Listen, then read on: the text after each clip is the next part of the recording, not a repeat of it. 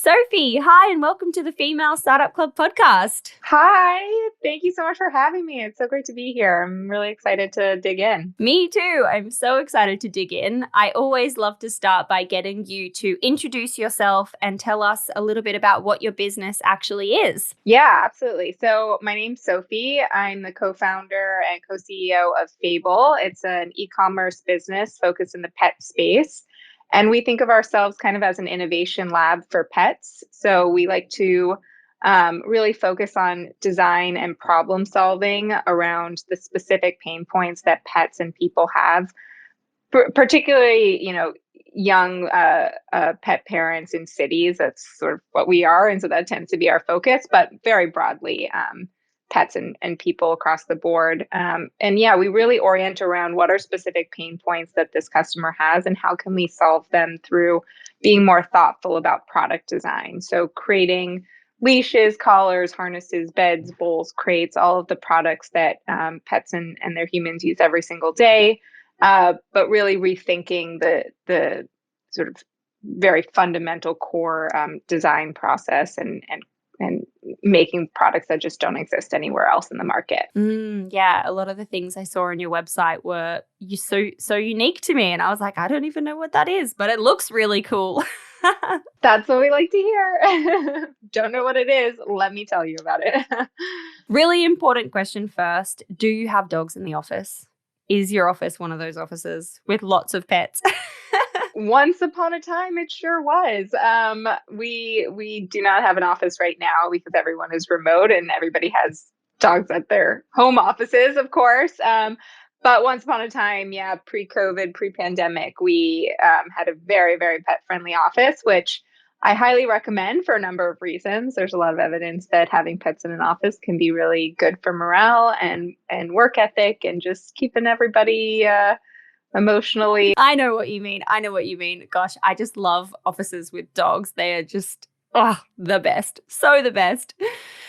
But let's go back to when this all started. I want to kind of rewind and go back to the time where you actually thought about starting this brand and where the entrepreneurial pathway kind of kicked off for you. Yeah, I mean, to really talk about the entrepreneurial pathway, you kind of have to go to the previous business that we started, which my co-founder and I had started an enterprise SaaS business back in 2015.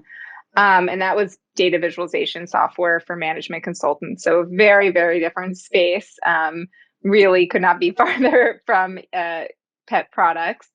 And I only mention that because I at least started that for all the wrong reasons. I wanted to quit the job that I was in, which was a trader at a hedge fund. I wanted to be my own boss. I just, basically didn't want to have a manager anymore. That was kind of the driving force. And this opportunity kind of fell in our laps for a number of reasons, which, might be a whole separate discussion. But I only bring that up because I do think that I often hear that as from, newer entrepreneurs, that one of the reasons they want to start a business is because they don't want to work for anybody. And it's such a common misconception about starting a business that you don't work for anybody. And in fact, you work for so many people as a startup founder and as a CEO. You work for customers, you work for your employees, you work for your co-founders, you might work for your investors. There are a lot of parties that you have to consider, and in fact, way more than if you work in sort of a traditional office environment where you're typically beholden maybe to one manager, maybe a couple people above you. But for the most part, there's a hierarchy and there's the buck doesn't stop with you the way that it does at a startup. And so that was a really quick learning for me that it's the independence of starting a business is not quite what you might envision, and that's not a reason to start a business. However, it was a wonderful experience. I loved what we built. It was just full of challenges that you cannot access doing anything else because there's such breadth of problems that you have to solve on the fly. And it's really great if you have sort of a puzzle solving personality, which I think I do. So I loved it. It just really fed my appetite for operating and entrepreneurship. And that company was actually acquired in 2016. So it was a very quick, a very quick pathway where we started the business, we ran the business, and we sold the business in a little less than a year and a half. Actually, it was very, very quick.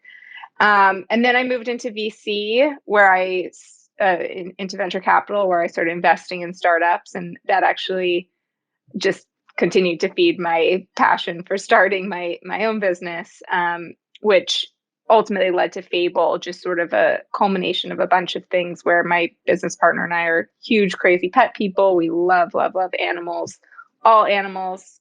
I'm especially a crazy dog person. So there was that. And then just seeing this really big opportunity in the market, from sort of this macro perspective, that I was getting an opportunity to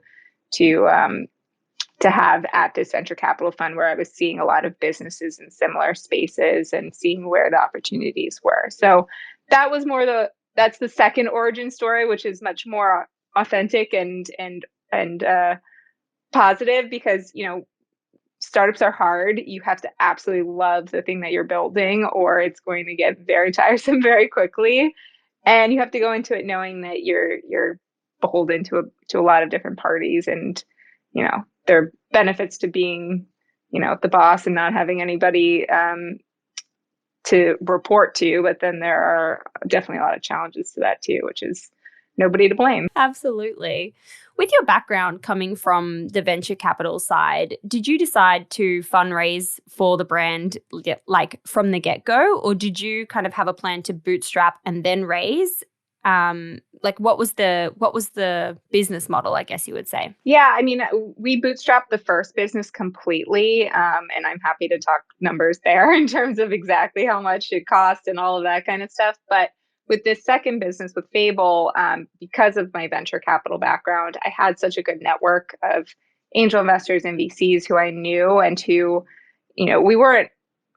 It happened so quick, to be frank, that we didn't really even have a plan for what the fundraising was. Is just I started talking about this idea to a few friends that I had in this space, and they were very interested in coming in. And it's a very different thing to take capital from people that you know really well and that you've worked with before, and so it just felt very natural. So we never really had to make a plan for bootstrapping, although I'm a big fan of that, especially after the first experience we had with our startup, because there are a lot of advantages to that, and that is one way that you get to retain a lot of control and independence over your own business, obviously. Yeah, absolutely. With, again, going back to this experience that you had in VC, what is the biggest pitfall that you see new entrepreneurs coming into the space and like pitching for money that they kind of like suffer from? Or maybe a better question is, what are the things that people do really well? And then what are the things that people don't do really well? Like, what should people look out for? Yeah, it's funny because I see sort of a bifurcated mistake. It's on two broad ends of the spectrum. One is people coming way too early and just not being prepared at all, which,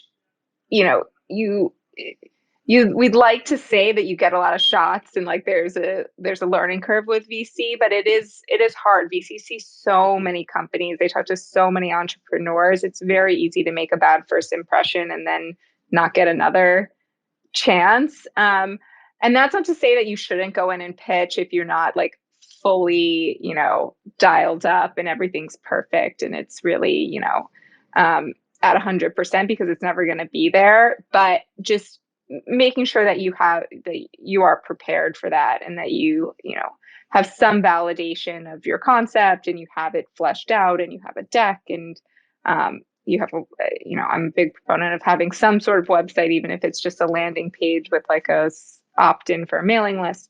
Having something, I think, is really important.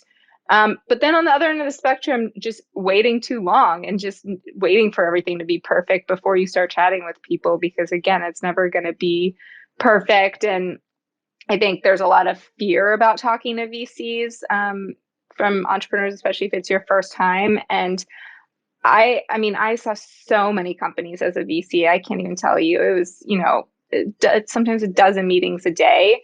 And if you're the type of person who gets really nervous and like your voice shakes in a meeting, or you're worried you won't have exactly the right answer, or it just feels very intimidating, Don't worry. We've seen that a million times, and that doesn't predict success at all. There's so many startup founders who came in and their voices were shaking or they were super nervous. And I'm like, firstly, don't be nervous. It's just a conversation. But secondly, you know, there are plenty of founders who are wonderful at managing a business who just aren't really great at that part of it, and it's fine. So just don't be afraid of not being perfect in the meeting, but come prepared, I think is crucial.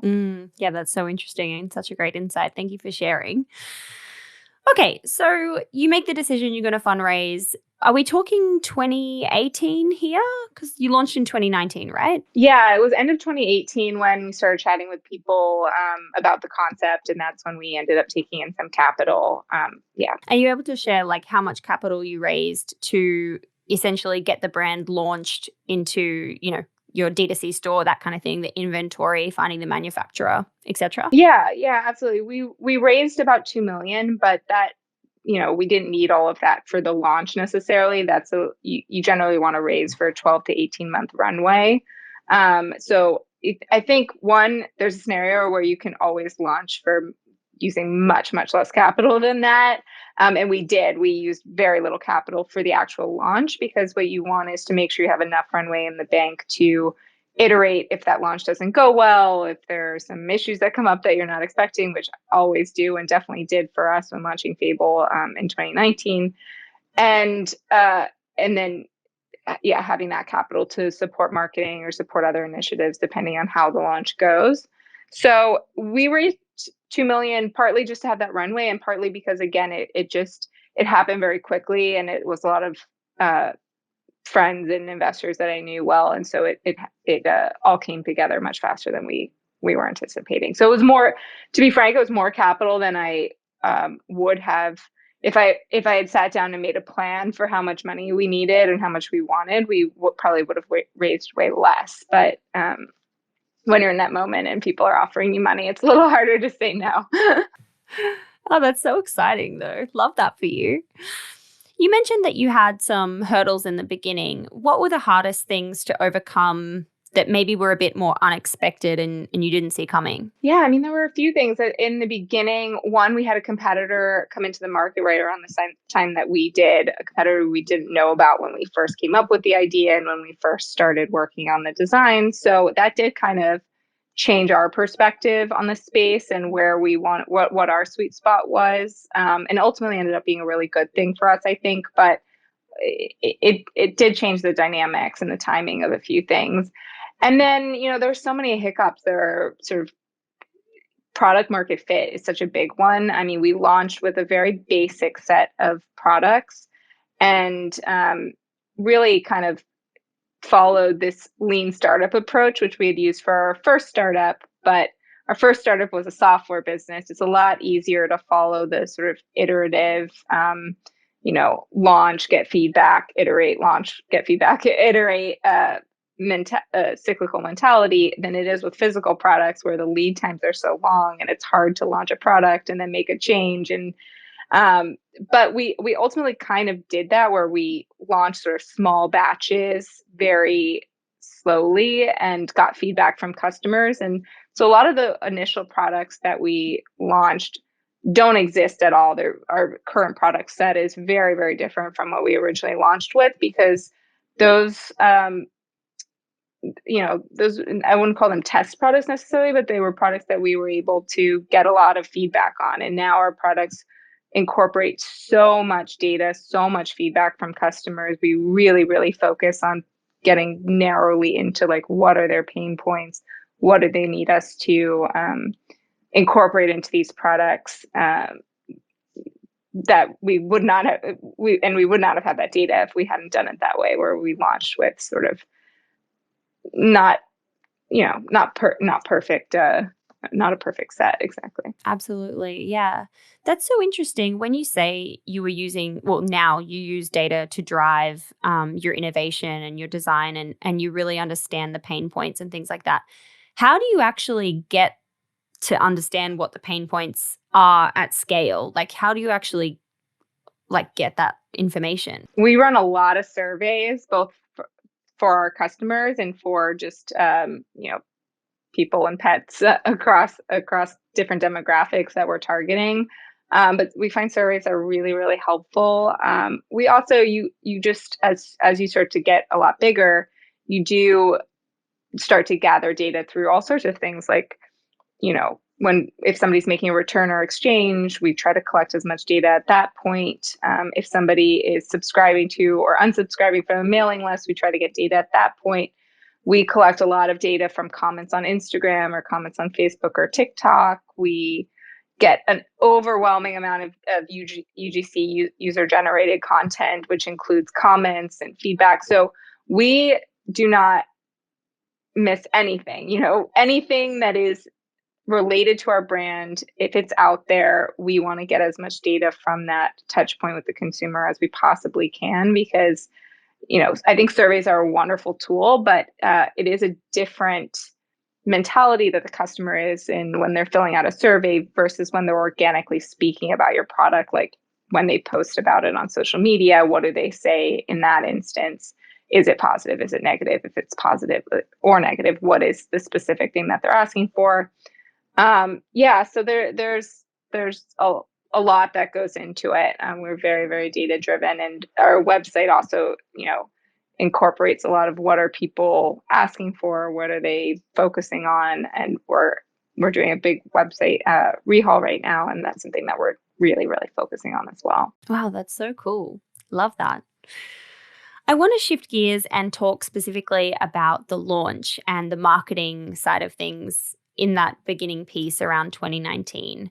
I read that you had a waiting list of around 5,000 people, and that's so amazing. There's so many people. I'd love to know how you built that list and kind of what the strategy was there. Yeah, actually the wait list is a current wait list for a specific product that we're launching. So we did not have that when we first launched. When we first launched, it was very, very, elbow grease oriented in terms of how to get our first customers. So it was a mix of all sorts of things, including, even just going into Instagram and looking at specific hashtags, like what customers were posting about these specific hashtags, and messaging them and asking them if they would be interested in trying the product.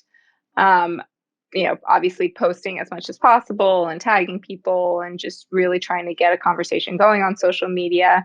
We did get lucky. Well, I partly lucky and partly as a result of some of that, just elbow grease was we got a lot of press early on for the products.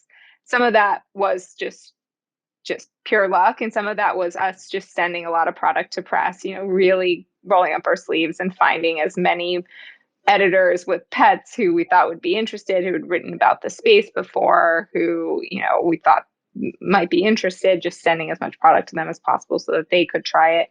That's a really scary thing, especially early on when you don't have a ton of validation. You're like, well, what if they hate it? And then what if we get a bad write-up? And what if we never get a shot again? But you do kind of have to just shoot your shot to some extent and see if, and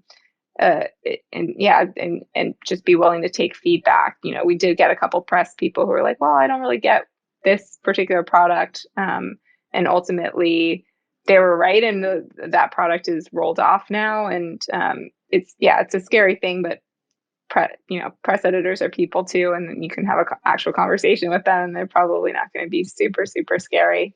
So it was a combination of really trying to build a conversation on social media and press, and then very, very slowly, very lightly doing some advertising, some marketing, primarily on social media again, because that was 2019. So we had some advantages of being able to use digital marketing tools as well. And what were you seeing during that time that was driving the most growth and really getting the wheels kind of turning and building that momentum? Definitely since the beginning of the company and now as well, it's user-generated content. We are very fortunate to be in a very shareable space. People love to post photos of their pets. They love to talk about their pets. They love to talk about the products that their pets use. And, everyone at the dog park is sharing, what's the annoying thing that's going on right now, that their dog is chewing up the apartment because they're not used to their human leaving for extended periods of time because of the pandemic. So what are products that you use to help solve that? Oh, I've heard of this product in FABLE called the Game. That's really great for that. So user-generated content, sort of that organic conversation that people have, is really good. We try to foster that as much as possible, just really encouraging people to post, giving incentives to post, giving incentives to tag your friends, running contests for that, anything we can do to really push and encourage UGC. And then when we get really good content from customers, so for instance, a video showing their dog playing with one of our toys, it's a really, really good, if it's a really, really good video or something, we'll put some marketing dollars behind that and promote it so that we can leverage that content as much as possible. So yeah, that's really been, that's something that we liked about the space before we even launched, was that it is a very shareable category. And so there are really good network effects in it, but it's blown us away, sort of the magnitude of that, because we just could not have imagined how much people were going to be posting and sharing this content, which is really, really nice. Yeah. And I think as well, like, even if I look at my own behavior with my dog mums know other dog mums and everyone's chatting, like there's a lot of chat. I'm not even really in the dog park group, like when I go out to the park, but I'm in the WhatsApp group and I chat like all the time to the other dog parents being like, what is this for? What are you doing for this? It's got that like inherently word of mouth category thing built into it because dog parents stick together. Someone finds something good and they tell everyone about it. I asked my Instagram community if they had any specific questions. And one of the things that came up from my friend Geo is she was wanting to know that when you look back over the past few years, was there a key pivotal moment for the business when things really started to change? Or has it been more of that gradual growth over the years? Yeah, I mean, we're still pretty new. Even though we launched in 2019, we actually considered January 2020 our launch date because, there was sort of this ramp up test period. So it is a very new business, but I will say there were two moments that spring to mind as being extremely,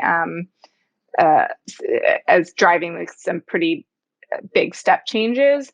One is COVID and the pandemic, because that's something that we could not have anticipated. And when, back March of last year, we were only really a few months old at that point and terrified, of course, like everyone else, and for a number of reasons. But in the specific context of the business, just having no idea what's going to happen. Is everyone going to stop, shopping? Is everything just going to be totally shut down? What's going to happen to this space? Should we be, should we be looking at like closing up shop? Who knows? Anything can happen over the next few months. And in fact, it was the exact opposite, in that there's been, as I'm sure a lot of you have heard about, this pandemic pet boom where people just started adopting pets at unprecedented rates. And it's led to just a crazy boom in the pet space. And then also a lot of the challenges that have come with being quarantined with your pets and working from home have led to a lot of people looking for solutions to specific behavioral issues, which bring them to us on a pretty regular basis. And then the rise of e-commerce and people shopping online more because of work from home. So all of these tailwinds sort of happened at the same time and created this absolutely unexpected, crazy amount of growth back in May of 2020. That then we were just sort of scrambling to keep up with and scrambling to meet demand for, because every projection we had was blown out of the water at that point. So that was the first one. And then the second one was in December of 2020, around the holiday season, when we launched our product called The Game, which, did super, super well. It's a product that's specifically targeted towards coping with separation anxiety and boredom in pets, which we started developing before the pandemic, obviously, but is extremely useful to people right now who are dealing with this increased amount of separation anxiety as they start to go back to work or start to leave their homes a little bit more, and pets aren't used to it. So I think it's a product that would do well regardless, but we ended up just sort of going viral on TikTok. There was a video that was posted about a dog using the product And that's the sort of thing you just can't predict. Somebody posts a video that really hits well and resonates on a platform that, to be frank, I wasn't super familiar with at that point. Obviously, we're super familiar with TikTok at this point. But yeah, that video racked up, I think, like 2 million views in a couple of days and just continued to skyrocket after that. And again, just led to some issues about keeping up with the demand and making sure that we had enough supply to meet that demand, particularly going into the holidays, because you want to get everybody their products in time so that they can enjoy them for the holidays or gift them for the holidays. So yeah, those are the two main ones. But again, it still feels like early days to me. Obviously, so much gets packed into 1 or 2 years when you're starting a business, so it feels like longer. But yeah, I'm sure there'll be a lot more big moments coming up this year as well. I bet. 2 million views. That's crazy. What's the impact of that? Like, how many orders or how many units are sold if a video goes viral and gets that kind of viewing? Yeah, it can depend. In this case, we were selling one of those products at that point, like every few seconds. It was just going absolutely crazy. I think the conversion rate is very high. For this sort of price point product, it's we had a lot of press validation for it, so it can depend. We've had other marketing boosts. I wouldn't say viral content at all, but we've had some ads that have really popped, or videos or press articles that have really popped that didn't necessarily have that kind of conversion, because it can depend on such a wide range of products, such a wide range of factors. What is the price point of the product? Is it a low risk? There are typically some barriers to purchasing a product. Is it right for my dog? Is it the right size? What is the price point? Do I have to replace another product? So anyway, it really depends. But for this product in particular, because of the price point is a little bit more accessible, and because it sort of checks all of those boxes, people were just buying them up very, very quickly. Too quickly for us to keep up with, unfortunately. But it's a better problem to have than the reverse. Absolutely. And does that circle then back into this 5,000 person waitlist? Is that the product that the waitlist is for? No. So the waitlist is for, we have another sort of hero product, which is our signature crate, which doubles as a side table. It's both a dog crate and a furniture piece. And that product has done incredibly, incredibly well, particularly, again, as people have been locked in their homes and really focused on making their homes as comfortable for them and their pets as possible. It's also highly recommended as sort of an anti-anxiety tool for pets, because it creates this very den-like environment, and it's really good for giving them their own space in a home. So anyway, that product has done super well. But when we only launched a small version of it, an extra small for pets kind of under 25 pounds. And again, that kind of goes back to the lean startup model, and also just making sure that there is a market for a product before you launch it. It's an expensive product to manufacture. It's a very large, it costs a lot to ship. There's a lot of wood involved. It's, for a number of reasons, just not an easy product to make. And so we just didn't have the capital to spend on inventory for a really large version unless we knew that people wanted it. So originally we launched the small, but there was so much demand for the medium, we decided to make that as well. And so that's what the waitlist is for, is that medium crate, which we're hoping to launch any day now, or hoping to be able to start shipping any day now. But that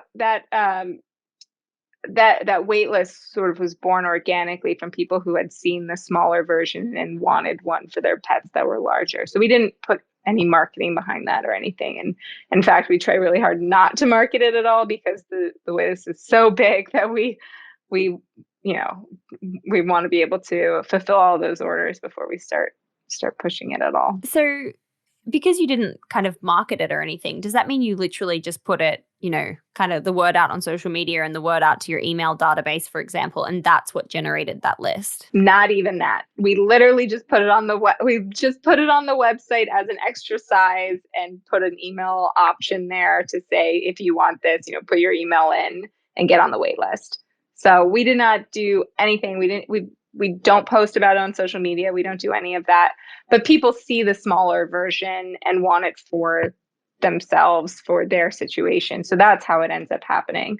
But I will say we've used waitlists for product launches, for previous product launches here and in other businesses as well. And I'm such a big proponent of that. I was actually talking to a friend recently, and she's in the very early stages of starting a business. And I was really pushing for her to, I think before you get too far along in a business, it feels very intimidating to make a website or to do anything that's too formal. But I was really pushing, just get a really cool cover page up and an input for people's emails, and get people to sign up for the mailing list and start getting them excited about the product that you're launching, and start, even if it's a pretty far, even if it's a pretty long process before you actually get to launch that, you can start emailing them and getting information, ask for input on problems that you're trying to solve or brand design or whatever. And you might find that mailing list grows organically just by sending it to your friends, and they send to their friends, and it can kind of balloon much faster than you would expect.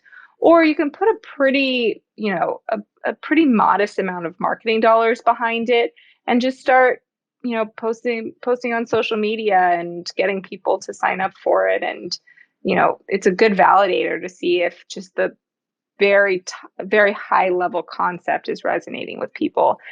If it's resonating enough for them to sign up for a mailing list, which is extremely low friction and doesn't ask much of them, that's a good validator. But if it's not, that's also a good data point, because if you can't get people to sign up for a mailing list, getting them to buy your product is going to be a lot more challenging.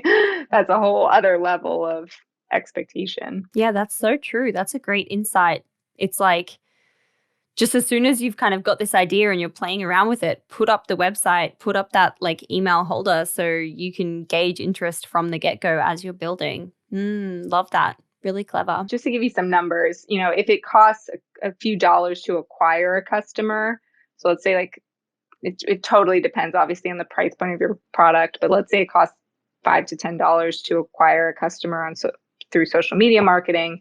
The cost to acquire them to sign up for a mailing list, which is a specific action that you can target for in social media marketing and digital marketing across the board, that should cost less than $1. That should only be a few cents per customer. So if you're doing it right. So it's a much more cost-effective way to build an audience before you launch. And again, have all those built-in data points and opportunities for surveys, and also a really, really good data point to bring into a meeting with an investor. If you have nothing else, if you haven't even launched your product, but you can walk in and say, oh, but we have a mailing, we haven't done anything, but people are so excited about this concept. We have 3,000 people on our wait list or 3,000 people on our mailing list. That's a good validator. That's something that you can talk to. So I highly recommend it, obviously. Obviously. Love that for you. So because you have this wait list, what I'm thinking and what I'm wondering, does that then kind of dictate your design and product development moving forward, in terms of you've seen the wildly successful launch of this particular product, and now you're like, okay, well, that obviously shows us something. Like, what else do we need to innovate and create in that, maybe it is in that furniture category space or whatever, but does that kind of now shape your future plans? Yeah, for sure. I mean, whenever you can kind of get that, get actual numbers behind how interested are people in this concept beforehand, before you start doing product development, that is really, really helpful for the sort of long-term product strategy, portfolio strategy. But it's only one data point. There's so much, at least in our category, where we're creating a lot of different products, and we have sort of a broad portfolio of products. There's a lot more than just, will people buy this product? You have to consider your unit economics. You have to consider your margin. Is this product a profit generator? Is it more of a brand builder?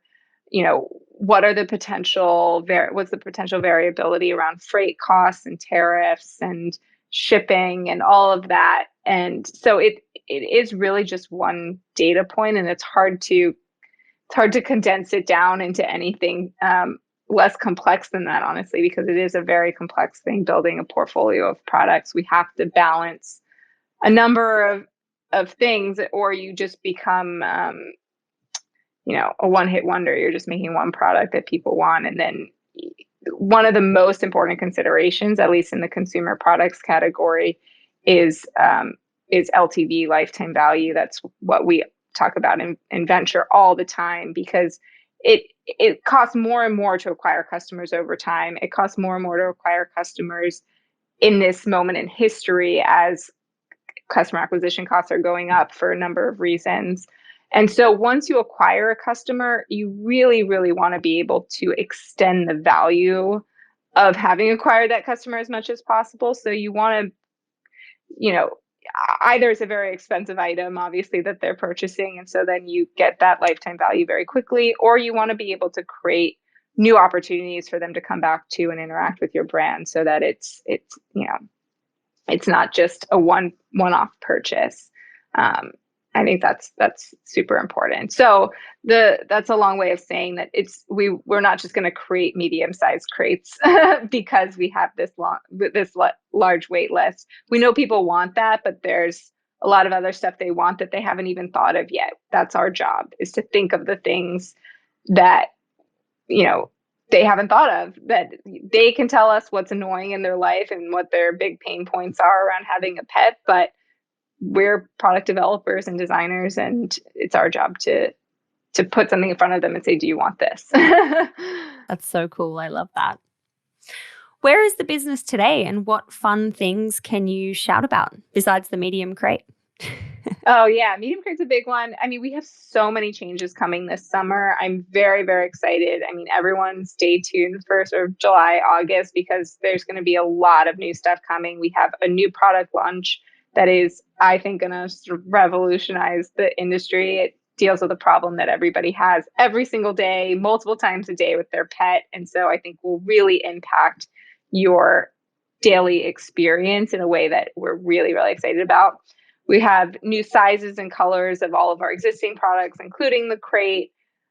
We have some really fun partnerships coming, including some retail distribution. That's going to be a new experience for us.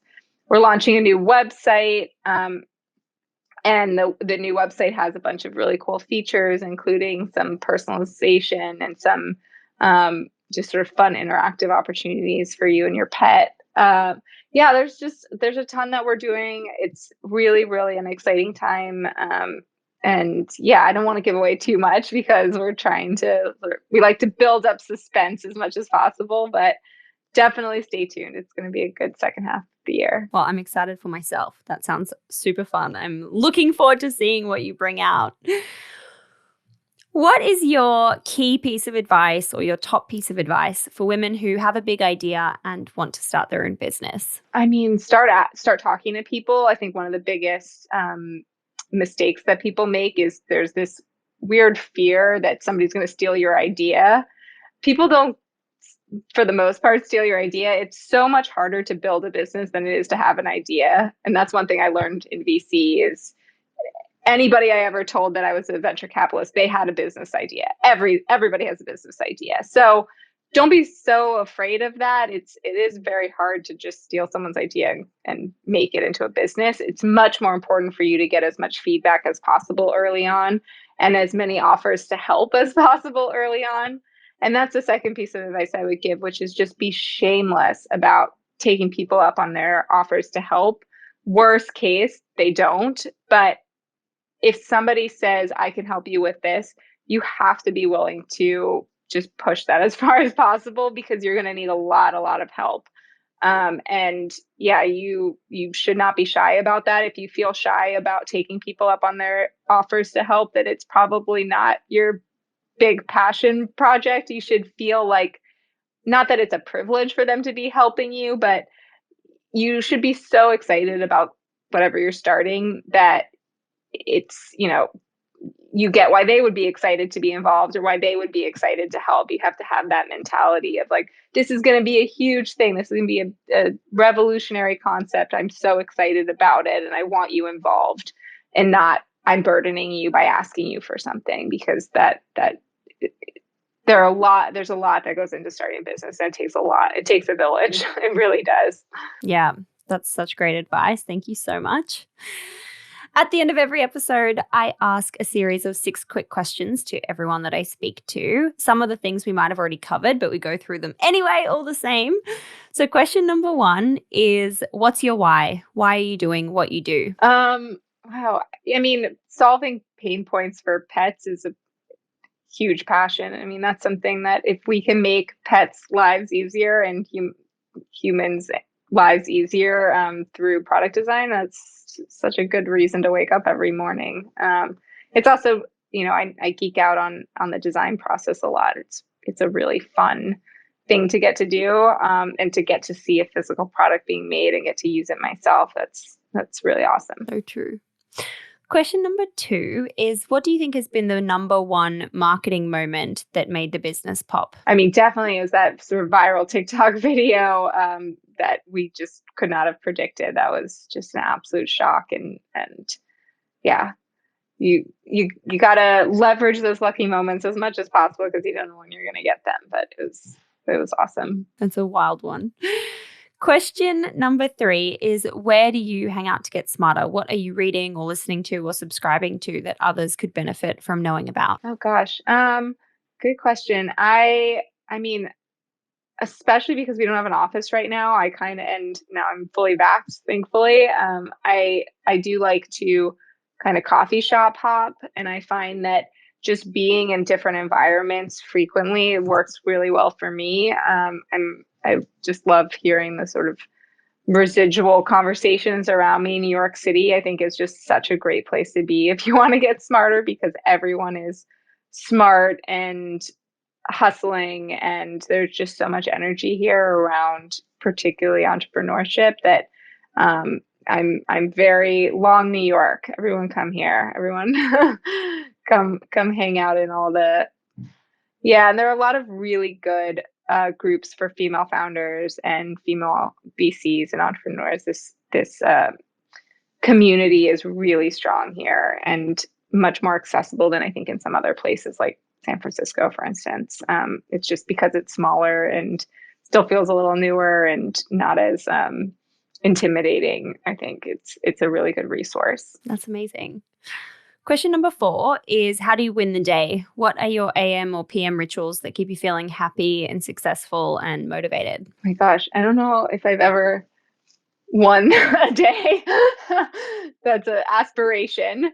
But yeah, I mean, I do keep to a pretty rigid morning routine in that I wake up long before I have to actually start the day, and that I want to wake up excited to get out of bed. So I make sure that I have all these things before I start my workday or even check my email that I'm very excited about. So, my very luxurious cup of coffee and doing the crossword puzzle and doing my exercise routine. And I fit that all in before I do anything else. Because again, I don't want to ever feel again like I did in sort of my very first career where I'm like, oh gosh, please just let me stay in bed. But that works because I'm a morning person. I think if not, then just having something to look forward to at the end of the day too. Just making sure you have a big chunk of me time to do some of those things that you're looking forward to, that I think is huge. Absolutely. Question number 5 is, if you were given $1,000 no strings attached grant, where would you spend that money? Ooh, good question. There are specific people who I feel like I wouldn't call out on this podcast, but I think there's always somebody in your life where you're like, oh my gosh, that person is just brilliant and they're going to do something successful. And so that's my aspiration, is to be able to just give grants to those people and let them use it however they want. I do invest in myself a lot. Obviously, you have to do that as an entrepreneur. And so you have to have confidence that you can spend $1,000 in a way that is highly leverageable and can lead to success. But yeah, the real answer is if people just gave me no strings attached money, I would probably invest it in other people that I think are super capable and competent. Do you want to give a shout out to any of these brilliant people that you have in your mind? I'm so mindful of people's privacy, without getting permission to call them out, I won't, but yeah, I'll tell them offline. I'll be like, listen to this podcast, dude. You're the person I'm talking about. They'll be like, give me money. Totally. And question number 6, last question, is how do you deal with failure? What's your mindset and approach when stuff doesn't go to plan? Yeah, I mean, I have a very vivid memory. I journal a lot. I think back on my failures a decent amount, actually. I think people who have this mentality of no regrets, never think about the things that went wrong. I'm sure that works for them, but that doesn't work for me. I definitely think about failure a lot, and I think it's healthy. I remember that it didn't kill me, that I've gotten through all of those moments. I like to kind of go back and think about the really, really tough moments sometime and how much it felt like in that moment that nothing was ever going to be good again and I was never going to get through it. And it was just soul crushing. And then I did. So, if I could take it then, I can take it now. That's kind of my mentality. And then I do often think about this phrase that worrying is suffering twice. That's something that I replay very frequently in my head, which is just, yeah, things are going to go, whenever you're faced with potential failure, things are going to go terribly or they're going to work out. And if they go terribly, then what was the point in worrying about it? You just extended that suffering. And if they go well, then why did you worry in the first place? So I try to be as even keel as I can about it, and definitely have had quite a lot of failure in my life. So I have a lot of anecdotes to look back on, fortunately or unfortunately. That's a good one. I've never heard that. Worrying extends the suffering. That's so true. I'm a natural worrier, so it sucks for me. But I love that. I'm gonna keep that in mind now. Sophie, thank you so much for taking the time to share your lessons and your learnings and everything that's happening with Fable. I'm just so excited and can't wait to see what happens in July and August. Yes.